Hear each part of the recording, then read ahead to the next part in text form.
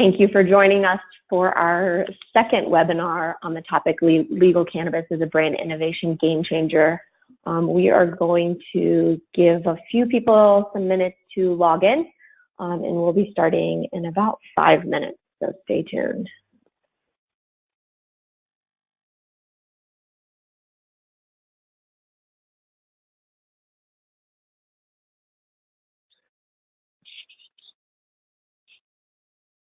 People are still calling in, but we're going to go ahead and get started. My name is Jessica Lukas, and I lead client engagement for BDS Analytics.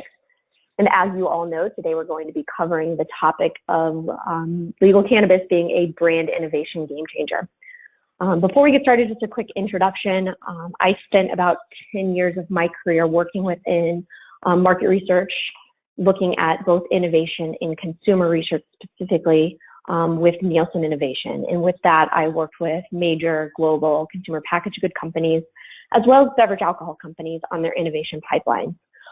So assessing opportunities from early identification of white space, consumer segments, all the way through to launch execution and forecast. And so I've been with BDS Analytics for almost a year now.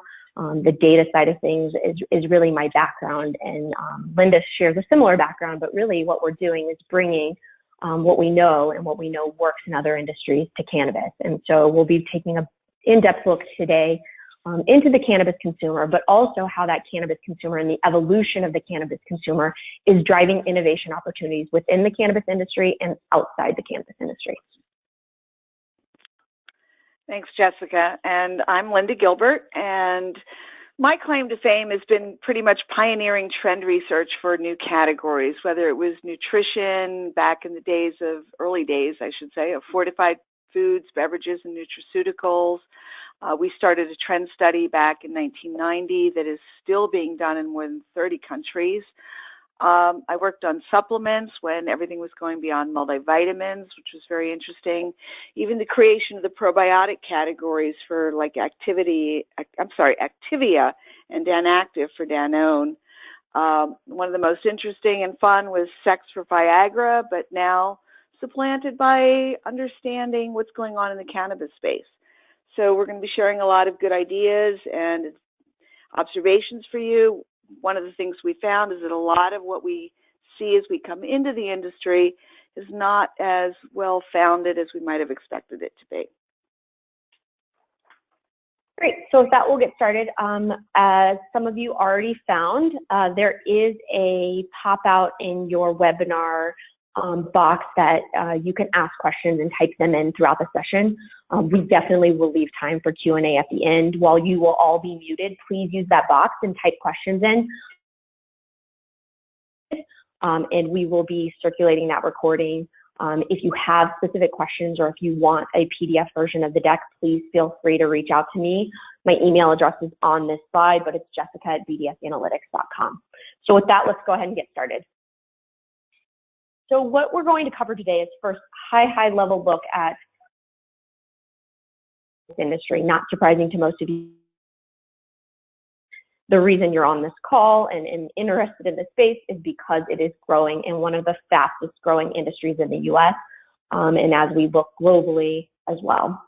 We're going to talk through and spend most of our time talking about the cannabis consumer, who they are, what their needs and motivations are, and really how they're evolving. We'll walk you through some examples of how that consumer and the consumer evolution and the new consumer is driving innovation within cannabis, and how companies outside of cannabis are actually taking advantage of this new consumer. And then presenting some different innovation opportunities, again, whether you're inside or outside the industry. So with that, legal cannabis is growing, no surprise. $9 billion in 2017. Over the next 5 years, we expect and we project the industry in North America, so Canada and the US, to be about $24 billion. Keep in mind, these numbers do not account or do not consider federal legalization within the US. So this is a conservative estimate. It does not account for any major changes in the laws that exist today. So a lot of this is true growth, even in already mature, sophisticated, open, and legal markets. So there's a ton of opportunity that comes with this growth, and a lot of the growth, as we'll discuss in the upcoming slides, is going to come not only from consumers. And with this growth, what we're going to see, and we're already seeing, is innovation opportunities across every industry. In the news, it's no surprise to see announcements about pharmaceutical companies entering the space or partnering with companies. We all know the conversation about beverage alcohol. Beverage alcohol companies entering the space, but also the question of what's the impact to alcohol sales as legalization expands. We have definitely seen the tobacco industry coming into play. But there's also other industries that this will impact, again, because as we'll show and share with you, the consumer of cannabis is also the consumer of every other goods, every other industry, and again, creating opportunities and driving innovation. So whether it's automotive, retail, tobacco, fine dining, fast food, we're going to show you some examples. But there's a huge untapped market of taking advantage of this evolution of this industry, but also the evolution of the consumer and their needs.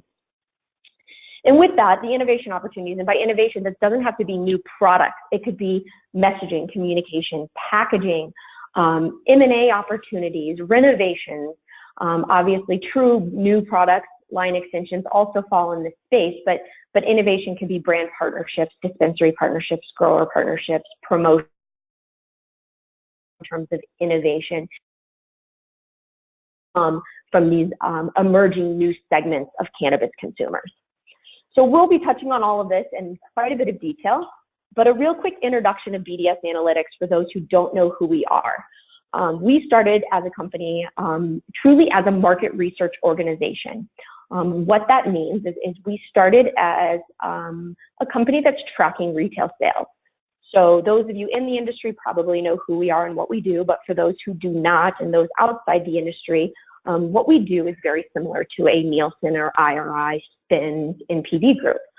We actually partner with dispensaries. We collect the transactional data, we pull it in-house, we clean it, categorize it, code it, aggregate it, and then we project it to the total market. So in Colorado, California, Oregon, and Washington, we have in-depth, granular, down to the brand and product level information, what is selling, when, where, at what price point. That's really helpful information to understand the size of the market and how the categories are shifting and changing, and what brands and products are performing well, and what's the right price point, and how do we see market share trending and shifting over time across categories, and where are new products emerging. Is an in-depth and granular look at who is the consumer and why do they consume. So BDS Analytics also overlays on top of the point of sale transactional retail tracking data, quantitative, projectable, statistically significant consumer research. And with that consumer research, we can identify not only who is a current consumer, but also who is a non-consumer. We know who they are demographically, psychographically, attitudinally, even outside of cannabis, just generally, who are they? Let's create a picture or a persona. But then we also know specifically diving into consumer behavior, what are their consumption dynamics within cannabis? And by consumption dynamics, I mean the need state or occasion. So who are they with? What are they smoking or consuming? Why are they consuming? How often? With whom? Where are they? What time of day is it? And so on. We also know purchasing dynamics, what drives their brand and product choice, what drives them to choose one dispensary over another, what matters, what are the benefits that matter coming from a dispensary, but also from a brand and product. How many units are they purchasing? How often are they purchasing? How much do they spend per month? So again, diving very deep, not only into who these people are and developing a persona, how do they consume and how do they purchase, and what drives their consumption and their purchasing. So with this consumer research, the data I'm going to be sharing with you today is the data from 2017. Very excited to announce we're releasing Q1 2018 data this week. In 2017, we looked at the 4 core legal markets in the US, Colorado, California, Oregon, and Washington, adults 21 plus. So we're always talking about legal cannabis in the space. Again, adults 21 plus in those 4 core states. The sample we get is representative of census population. So we're identifying the true consumer of cannabis. We're not utilizing pre-existing databases, email lists from dispensaries, loyalty cards. We're not using any of that, because what we want to ensure is that the representation we get is the right view of the general consumer in each state. In the research in 2018, we expanded from these 4 core geographies to include the total US. So we can now look at other states or regions. We're also splitting the total US by the stage of legalization. Extremely important as you think about the evolution of attitudes, beliefs, and behaviors as you go from an illicit state to a fully legal state. Also exciting to announce that we also have done the exact same in-depth consumer research in Canada.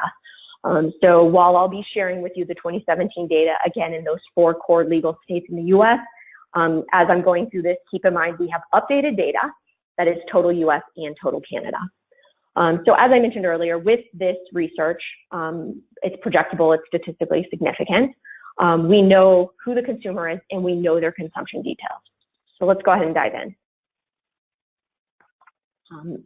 As we know, and as we think about innovation opportunities and how the current cannabis landscape is shifting and changing, if I could ask you all to raise your hands, and you don't have to since we're all in separate rooms, but cannabis is in the daily topics and it's daily conversation in mainstream media.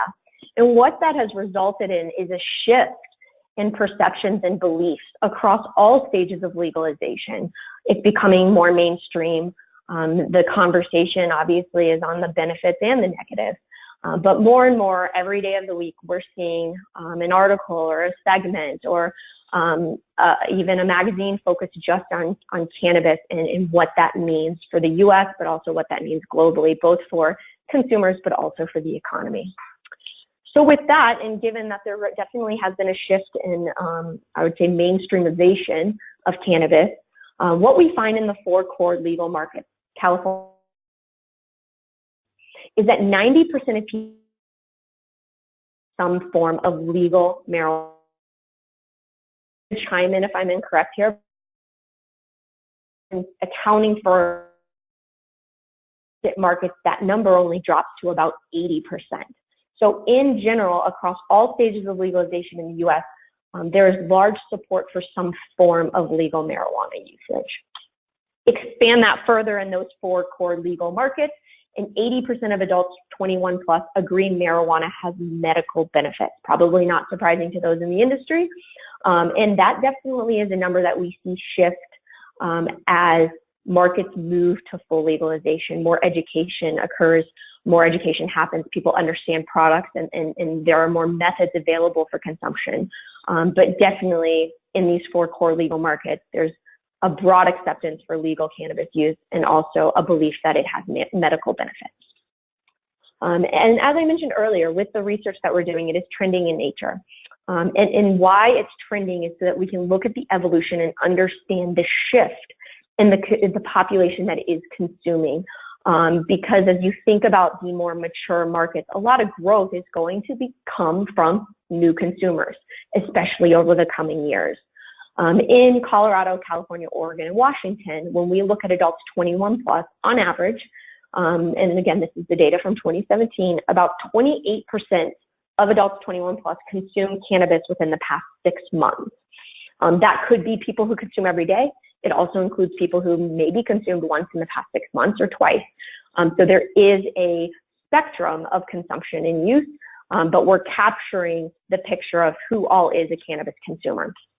If we break that down further, we're not only looking at cannabis consumers, as I mentioned. If you think about this as a pie of opportunity or growth, cannabis consumers matter, but so do non-consumers. And when we look at non-consumers, we break those into 2 separate groups. One group we title acceptors. These are people who don't currently consume or haven't consumed in the past 6 months, but are open to it. And then we have rejectors. They don't currently consume, nor are they open to consuming in the near future. And as you can see here, this acceptor group is a pretty big chunk of the pie. We're talking 30 to 40%, depending on the state. And as you think about the opportunity and the growth of the industry, what we're tracking with this trending research is what are the hurdles for acceptors? Why don't they consume? What gets them over that hurdle to consumption? And when do we see the shift of rejectors becoming acceptors and acceptors becoming consumers? Because as you can see here on the right-hand side in that bottom gray box, many of these acceptors and many of these rejectors have consumed in the past. What's incredibly interesting as we look at the acceptor group is actually that they are more deterred from consuming because it, quote unquote, does not fit my lifestyle than they are for legality reasons. So if we kind of look under the hood of it doesn't fit my lifestyle, there are definitely components about having a professional job or having kids in the household. A lot of these people have not had positive experiences in the past.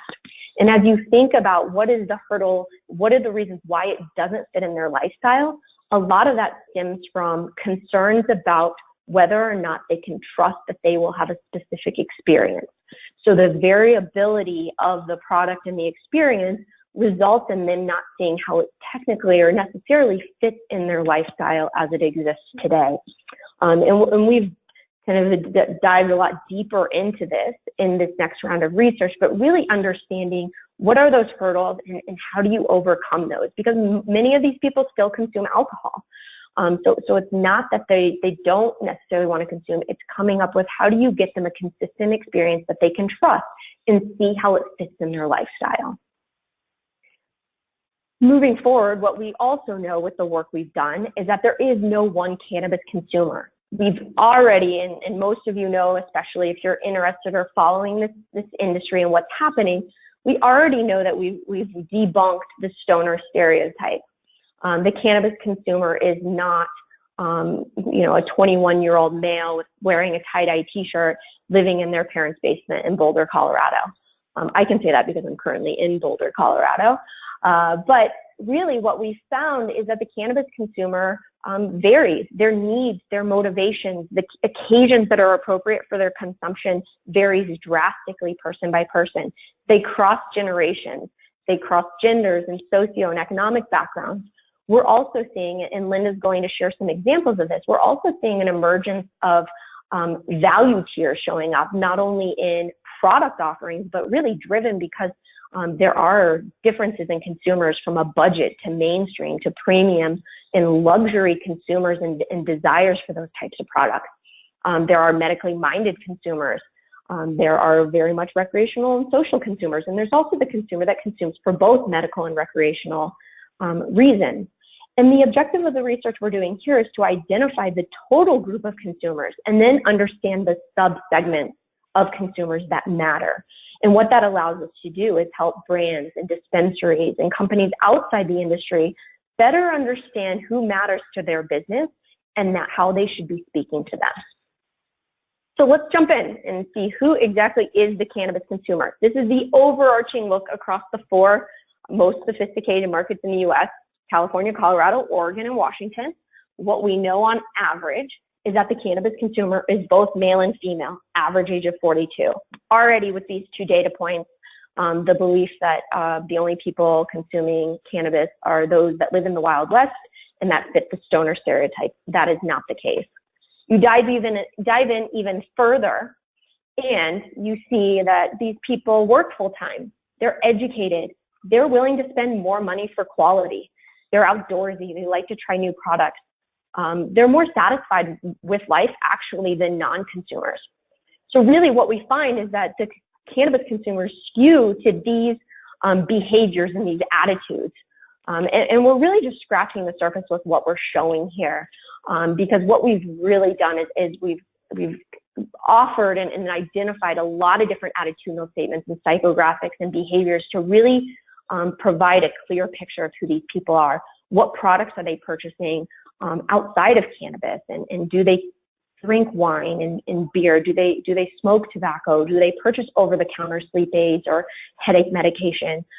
Do they buy chocolates? Do they look for non-GMO or organic or natural products?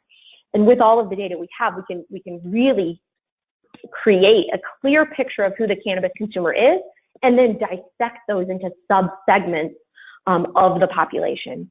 But again, if you look at this slide, whether you're inside or outside the industry, all of a sudden you realize These people are not the stoner stereotype, and they really are the general market consumer who's experiencing every different consumer category on a daily basis.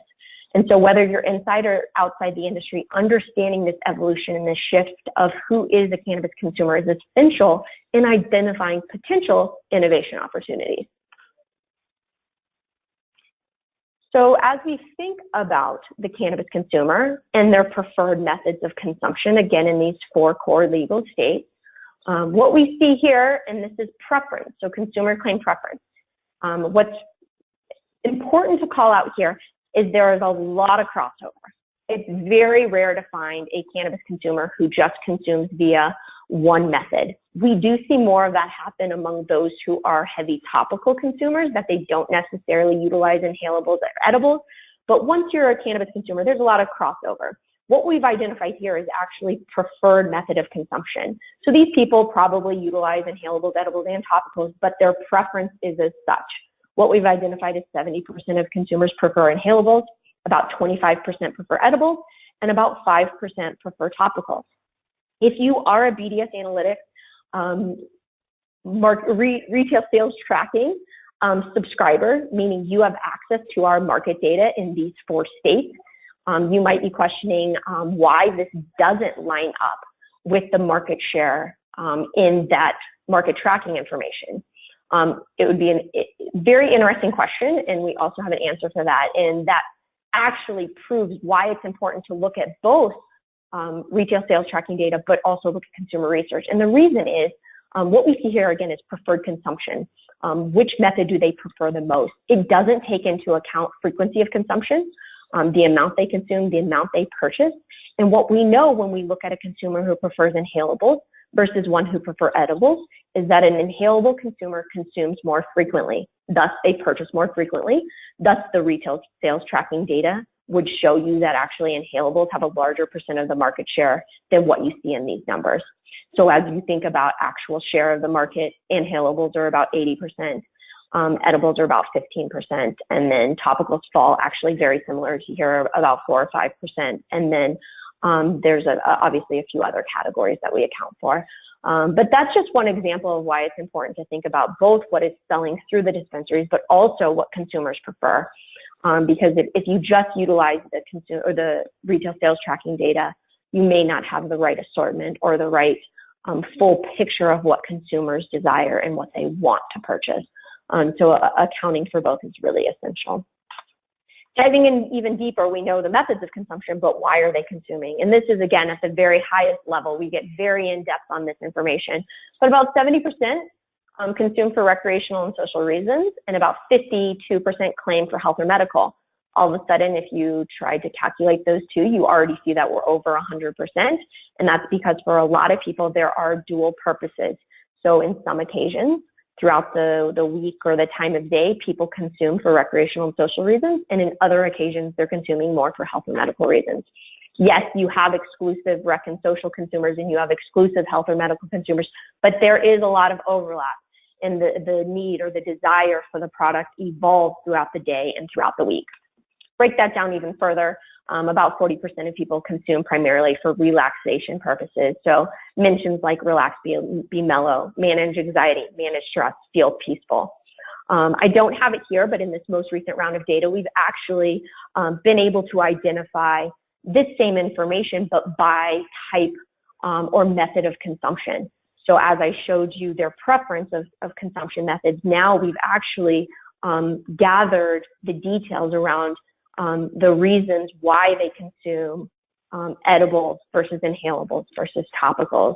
So thinking more granular about potential incremental opportunities with your existing brands or products, understanding that people may consume inhalables for one reason and edibles for another and topicals for another, provides a nice picture of the potential, market potential actually of a single consumer.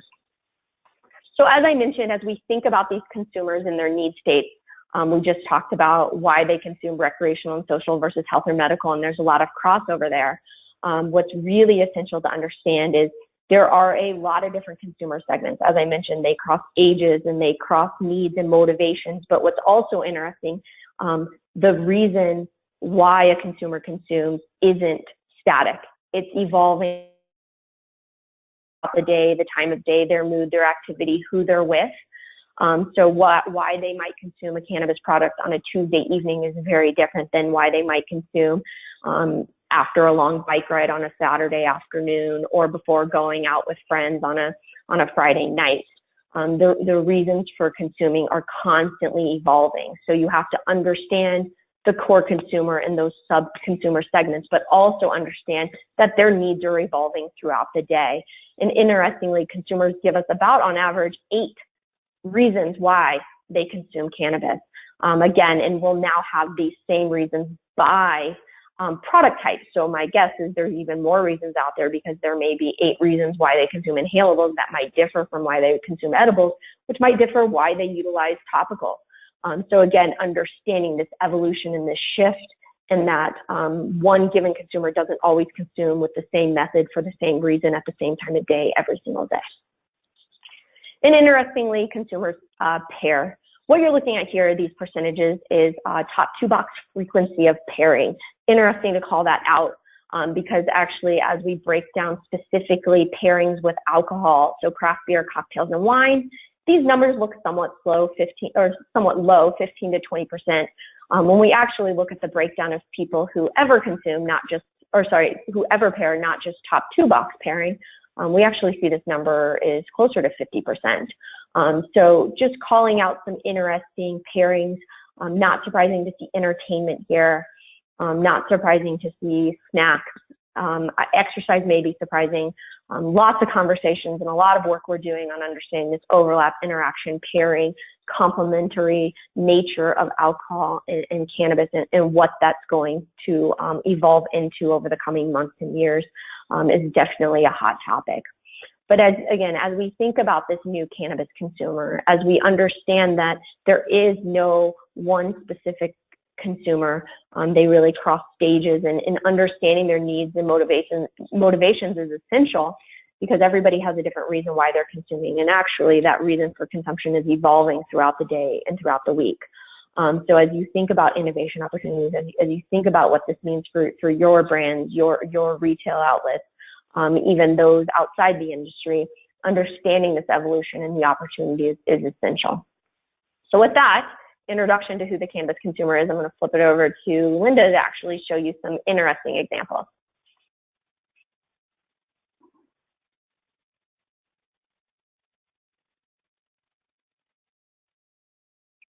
Linda, you're on mute. Hi, I'm here. Sorry. Yep. Okay, so I want to start talking about what we're seeing happening innovation-wise within the cannabis industry. And for those of you who have not been to a dispensary, this is an example of what we're seeing happening in the retail environment today. You know, think of it like a very clean, polished Apple store, or a very high-end cosmetic retailer. Very inviting, very clean, not really going the pharma side, but more the consumer high-end luxury packaged goods side. You have bud tenders in the store, people who help to facilitate the purchase experience. But this is what we're looking at in terms of where we're going in terms of the retail environment. We're seeing brands everywhere. Used to be many years ago that, people could buy leaf from, I don't know, the guy on the corner in a plastic bag who knew what they were getting. Today, there's a lot of sophistication and knowledge of what are the products that I'm purchasing, what is the strain that I'm purchasing. We're seeing a lot more brand awareness and even developing some brand loyalty. There's a lot of trust involved in selling to the cannabis consumer. And brands are essential to establishing that trust and giving consumers the assurance that they're going to get the reliability and the consistency and the desired experience that they're looking for. You can see here that branded products have grown substantially, now about 40% of sales. This is just looking at Colorado. But we expect this is going to continue, that we're going to see a real decline in generics, a greater rise in branded, particularly house brands and dispensary brands, just as we're seeing in other industries. These are the brands that can establish a lot of trust and relationship with consumers. We're seeing very sophisticated product offerings in the industry right now, very sophisticated packaging, packaging communications, styles and uses of packaging in terms of communicating the type of product, the luxuriousness of the product, for example, or the edible nature of the product. We're seeing a lot more in terms of celebrity endorsements. Here you can see Leafs by Snoop. I was at a focus group last week where some guy said, "I will smoke anything that Snoop smokes."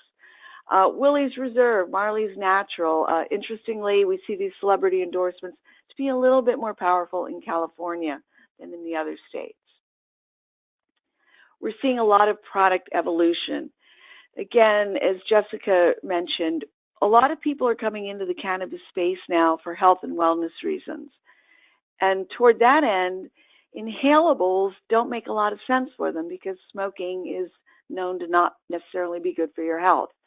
So we're seeing more edibles, particularly low-dose edibles, candies, gummy candies, chocolate candies, things of that sort, pills and tablets, high-end vape-type products. And I love this, even pet products coming out onto the market today. We're also seeing that, as Jessica mentioned, there's a lot of different patterns in consumption, the sort of the who I'm with, where I am, when it is, what the time of day is, and so forth. And so there's clearly a time and a place for getting high. And that's not all the time. And what we're seeing is that consumers are often looking for a more portioned experience, sort of the, I don't want to get inebriated, but I want to take the edge off my pain or my anxiety or whatever my purposeful purpose is, so to speak. We see that about a third of consumers concentrate products that are portion controlled.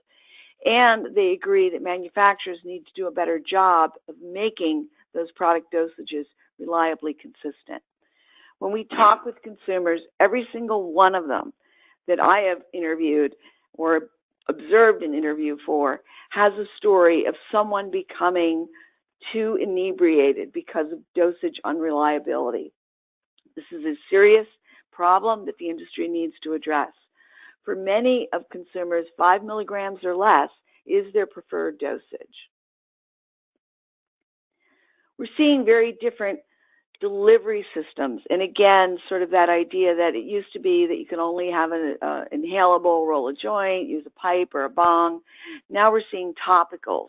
We're seeing pharma-inspired products. Health and beauty aids, I think, is going to be a huge category.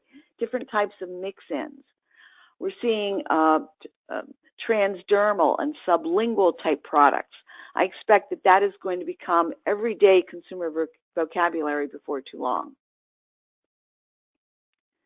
Another area to really watch is products that are targeted to need states.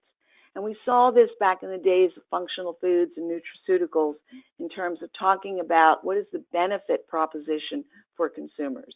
Is it energy? Is it sleep? Is it relaxation? Candescence offerings of calm, cruise, create, connect, and charge. Consumers get it, and this helps them to relate to it. Again and again, we hear consumers talk to us, no matter what category we're in, cannabis or others. They don't want to have to do the homework to figure out what the product is going to deliver to them in terms of benefit or experience. They want us to do the homework and to communicate to that in a very, very effective way. I do have to do a little bit of call out to Candescent. They did a wonderful April Fool's press release where they were creating a very plausible story about the acquisition of Vouv, the very, and one of my favorite, champagnes. So very good job, guys. You did a great job. Any of you who haven't seen it, Google it.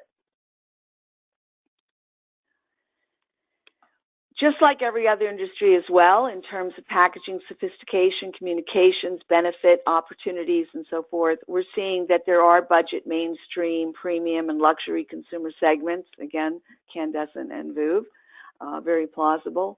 And therefore, we see a lot of products emerging successfully. So, for example, when we look at upscale products and positionings, we're looking at a consumer who tends to be higher income and educated, obviously. They live in the suburbs. They enjoy outdoors and fine arts, very physically active. They tell us that personal care is very important to them and that marijuana is essential to personal care. This is a theme that we're hearing more and more often today, that yes, there's the getting stoned, getting inebriated, sort of history of cannabis in terms of our popular culture. But there's also a very strong self-care, health-care aspect to it today. These are the same people who consume organic and gourmet foods because they think it's an investment in their personal health, for products, and even other activities, as Jessica mentioned, exercise. They tend to be a bit more informed, more familiar with species and strains. And again, I mentioned trustworthiness with respect to brands. It is also very, very critical with respect to choosing a dispensary. And these are people who have familiarity and interest across, as Jessica mentioned, numerous methods. They're not just locking into one.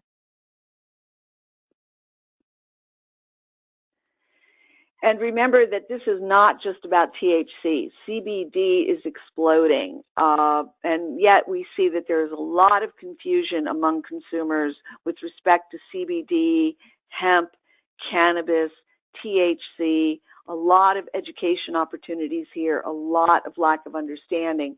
But we are seeing a lot of growth. I think we're going to see a lot more with respect to particularly older people. And we're seeing it emerge in beauty products and so forth. A lot of innovation opportunities here in this category, not just CBD, but also CBD and THC combinations. Here are a few examples. These are CBD and hemp beer and spirits. There's a CBD-infused water, the high-end liquors, hemp ale, hemp hop rye, coffee. We're going to see a lot of expansion here. There's a lot of opportunities to create a new portfolio for product development with respect to line extensions and flavors and aromas, even for products that aren't going to have any kind of a psychoactive experience. So outside of the cannabis industry, what are we seeing? Well, I love this cartoon. It shows an investment broker reading the paper about California legalizing marijuana, and his advice is buy Frito-Lay. It doesn't matter what industry you're in. These consumers are already your consumers, and they are going to have a lot of impact on your business in one way or another. And you need to get prepared for that. You need to get ahead of that, or you're going to find yourself behind the ball. In the alcohol, tobacco, and pharma sectors, businesses are already assessing changes. We've heard the news about Constellation and Imperial, I'm sure. Iowa has selected the state's first medical marijuana manufacturer. This is a company I actually worked with many years ago on bringing lutein into the supplement and fortification industry for eye health. GW Pharmaceuticals, a pharma company focused on the cannabis industry, but we're also seeing players like Novartis and others coming into the category and trying to understand how these changes are going to offer them opportunities and challenges. You saw this slide from Jessica earlier. Again, lots and lots of opportunities for. We encourage you to really look at this very seriously and think about how this is going to be impacting your business opportunities. Now, we see a lot of silly and tongue-in-cheek kind of communications going on right now with respect to this consumer cohort. Here we see Carl's Jr., we wake and bake every morning. General Mills, Totino's, it's high time for some pizza rolls. Jack in the Box, the Merry Munchie meal, by the way, only costs $4.20. lots of different language and communication that sort of can tell you that you're talking to the cannabis consumer without directly saying so. Here we see Spirit Airlines. The no smoking sign is off in Colorado. Again, lots of terminology, get mile high, barely legal. And they do remind you that when you book today, you should be sure to pack some munchies. Transportation, Uber in Colorado, leveraging the 420 communication. Great holiday coming up shortly. Celebrate responsibly this 420 and take 420 off your ride. Again, sort of code for the cannabis consumer. Now, merchandising products for Fido may be less obvious, but again, we got a 4-hour flash sale with 20% off. Again, getting to that code. I personally, I'll share with you, I have a dog who chases her tail too much, and my vet has just recently told me I should get her some CBD. So we'll see how that goes. Music and entertainment, a logical fit for a lot of people. Spotify, we've seen the show with Kathy Bates. As Jessica pointed out, we see music and movies to be very much a pairing activity for consumers with respect to cannabis. Interestingly, in some of the work we've been doing recently, we're hearing that that is actually becoming more of a social occasion, getting together with friends to go see music or listen to music, go see a movie, and do some cannabis. We're seeing a new language for marketers emerging, and you guys know, everyone needs to learn this language. Denny's, baked, cooked, fried, stewed, toasted. You saw earlier in some of the ads, wake and bake. The burrito, a big hit, but better with buds from Ben and Jerry's. Again, very tongue-in-cheek, very sort of silly at this point, but we are starting to see some changes. Here's a billboard from Easy Turf. Our grass is legal in every state, wink, wink. The Body Shop, soak it, don't smoke it. We're seeing a lot of interest in topicals. And curiously, what I really love about the Body Shop one is that when I talk with consumers about their achy neck or their achy shoulder and how much improvement they get from it, then they talk about how they just want to dip themselves in it. So the Body Shop is on to something here. Pepsi, the cans laying in the grass with the little hazy puffs of clouds going overhead. Today's to-do list, absolutely nothing.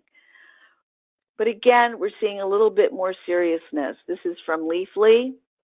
Who would have ever anticipated that 2 years ago we could have a full-page ad in the New York Times about cannabis? And I love their language, just say no, K-N-O-W, with respect to the medical aspects of cannabis. Here you can see it says, while fighting cancer, Molly preferred a sativa cannabis. It's about consumers getting informed. It's about self-care. It's about health and wellness. And we need to start thinking about that repositioning in terms of how we address. Scott's is taking them seriously. They saw the opportunity early on for core brand communications for their Miracle Grow product with respect to the growing of marijuana. Voters Travel, offering guides on how to buy marijuana in the legal states. A very good brand fit for them. How about Netflix? Now we can have boutique strains, and this was a venture that they did with selling their own weed that was aligned to their programs that they were running on Netflix. Shows like Orange is the New Black, Lady Dynamite, and so forth. And that each variety was cultivated with specific shows in mind. Very, very good branding and pairing opportunity here. Lagunitas, a craft brewer, has been working with Absolute Extracts, one of the premier extract companies in California, to pull terpenes into the brewing process. Again, I mentioned that, this is creating a whole new sort of palette, as they say, or portfolio of ingredients, flavor, and categories of goods. And here they're pulling it together with their absolute extracts and Lagunitas supercritical ale. This is the Absolute Extracts company. I think we're going to see a lot more in terms of companies extracting different components, whether it be for flavor, for functionality, for medical reasons, and incorporating them into other products, much as we saw in the nutraceutical category over the last 20 years. MedMen, one of the most successful dispensaries in California, again, taking this wellness message, heal, it's legal.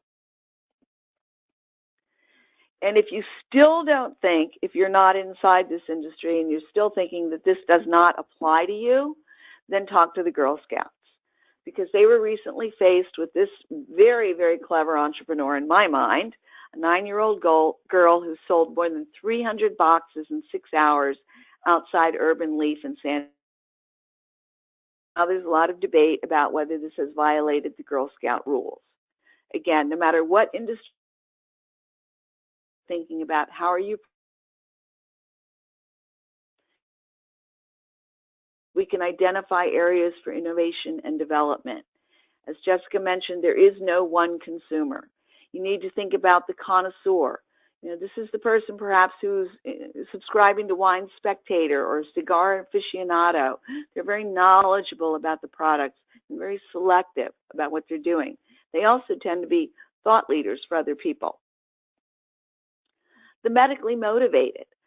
These are people who are coming into the space really to relieve pain, to help with sleep, to reduce inflammation.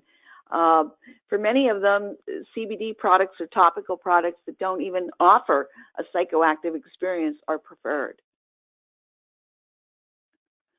Outdoor enthusiasts. We've talked with a lot of consumers who might use a cannabis product before they go out for a hike or a run in order to improve their experience with nature, and then come back and soak in some bath salts to relieve aching muscles.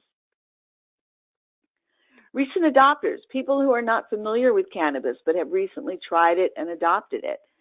We find that many of these people are coming into the space through edibles and topicals, and they tend to be more low-dose kind of consumers. So you really need to think about who is your consumer target and what are the different innovation opportunities that that target is going to offer to you in terms of your communications, your portfolio development, all of the other innovation opportunities that we've shared with you today. All right, so with that quick recap, cannabis consumer is evolving, presenting opportunities in every consumer. We've nailed that point a few times, but as you realize, the consumer of all products, not this stoner stereotype. Everyone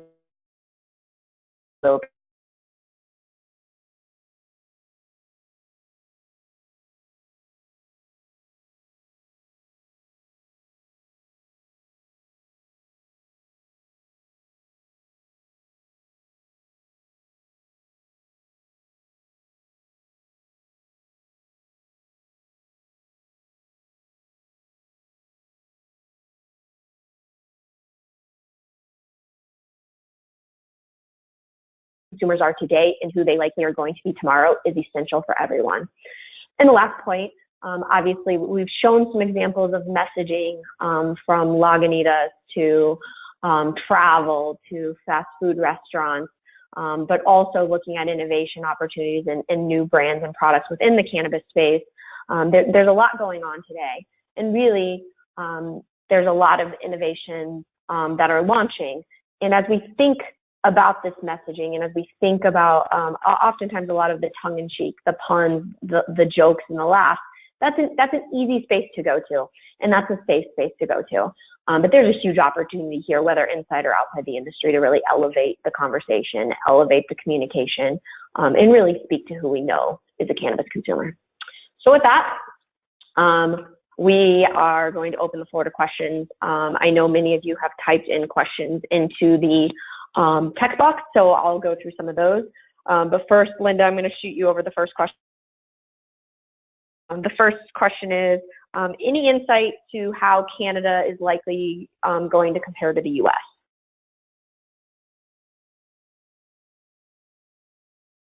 Linda, are you on mute? Thanks. My mute. Yes, thank you. Yes, we do see that there are some night and day differences between Canada and the U.S. I think most of them can be explained pretty logically when you look at the different environments and the different sort of situations that consumers are in. But at the same time, what we're seeing, and someone told me this many, many years ago, but what is most personal is most common. And what we're seeing is that when we look at the cannabis consumer in Canada and the cannabis consumer in the U.S., they share a lot of the same motivations, a lot of the same needs in terms of the benefits they're looking for from the products that they're choosing. And so the challenge is more about how are companies and how is the regulatory and retail environment and so forth serving them is where we see more of the differences. Great. Next question, and this is more of a detailed question coming from some of the data that we presented at the front end section. A couple of questions about the slide that showed that cannabis consumers are male and female, average age of 42, and then some of those behaviors in terms of willing to spend more for quality, like to try new products and so on. The question really is, are those attitudes about or habits about all purchases or just cannabis purchases? Those attitude statements are actually about their general beliefs and their general behavior and their general habits. And the reason that that's why we're asking those questions is so that we can compare responses from consumers to the responses of non-consumers. So again, there's a lot of work we've done to identify key questions and attitudinal statements that are indicative of who people are before we even start talking about their specific cannabis consumption. And a lot of those questions we ask about their attitudes and their beliefs and who they are as people and how they behave and what other products they buy. We're asking those across consumers, acceptors, and rejectors, again, so we can really line it up and better understand how consumers are different from those who are acceptors and those who are rejectors. Linda, a question for you, and I'm not sure if you know this number off the top of your head. I think I may know it, but we'll see. Some questions around the percentage of consumers who consume for both recreational and medical use. I believe it's in a 30 to 40% range, but Linda, I'm not sure if you recall. Yeah, it's right around there. Actually, I think it's like around 34%, but don't quote me on that. But yes, it's in that range. Yes. Okay, another question kind of on that realm, Linda, for you. Any significant differences in consumption methods and preferred consumption methods from a solely recreational consumer to a solely medical consumer? Yes. We see more incidents of use of inhalables among the recreational consumers and a higher use of topicals, especially among the medical consumers, but edibles as well. And I think it gets back to this idea again that if I'm doing it for a health reason, then smoking or inhaling maybe doesn't make sense. And particularly for older people who have never even used tobacco, going to a smokable kind of a product is just lifestyle. Okay. Some questions around the percent of consumers that are female and whether or not that's increasing or decreasing over time. As we look at our data, it's pretty close to a 50-50 split, male-female. Males are slightly higher. It just depends on the state market. But we definitely see female as a very important consumer segment and definitely one to pay attention to and understand what their preference is, how they consume, when they consume, and so on. Any other call-outs, Linda, specifically on females? Just that I was very surprised when we were initially doing a lot of our qualitative work. We were having a very hard time in getting moms to identify themselves as cannabis consumers. And I think that was because they sort of didn't want to be exposed. But we do find is that there are a lot of moms, women with younger children at home under 10 years of age who are consuming cannabis. Again, they tend to be more low-dose consumers. They don't want to get inebriated, but they are looking to sort of take that edge off their day in some ways, and that's been very surprising to me. Great. A couple more questions. I know we're getting close to time, but I want to get a few of these in. There's quite a few questions here coming from people about wanting to better understand, what's actually being sold and how much people are paying for certain products, and what categories of edibles and concentrates and vape are people actually buying. If you missed the intro, the data that we walked through today is primarily our consumer research data.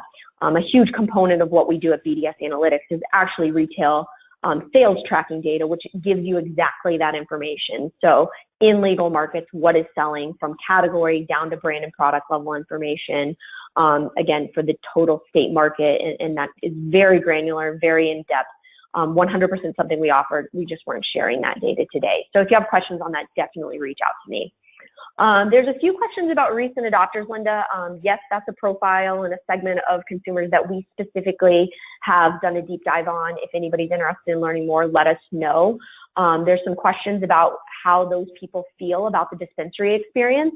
We have received and have purposefully tried to get a bit more information on that in this most recent round of research. It is something that we're asking among all consumers who shop at dispensaries, kind of what are their feelings or emotions before going into a dispensary. Lots of positive emotions, excitement, curious, happy. There's a lot of positive emotions, but we do find, and consumers could give us, it's a multiple punch type answer, we do see that about 40% of consumers who do shop in dispensaries have some sort of negative response to it, being intimidated, being anxious, and so on. That is definitely a component here. And as we break down different consumer segments, we'll definitely see that those emotions and those feelings about walking into a dispensary are going to differ across consumer segments, whether you're older or younger or a connoisseur versus a new adopter. We'll definitely going to see some differences there. Let me see if I can grab one more question. I think we've covered most. If there are any other questions, or if we didn't hit on your questions, please reach out to us. You can call Linda or myself. Our numbers are on this slide, but also feel free to email me at jessica@bdsanalytics.com. If you have any questions, if you want a copy of the deck, please shoot me an email. After the session, you will get an auto-generated message from our system with a link to the recorded webinar. So please feel free to share that with your colleagues, your peers, your network, your friends and family. That's fully out there for anyone to view. But again, a PDF version of the deck, please email me directly, Jessica@BDS Analytics. Thanks again for joining us. It was a great session, and we look forward to talking to you all soon. Thank you so much.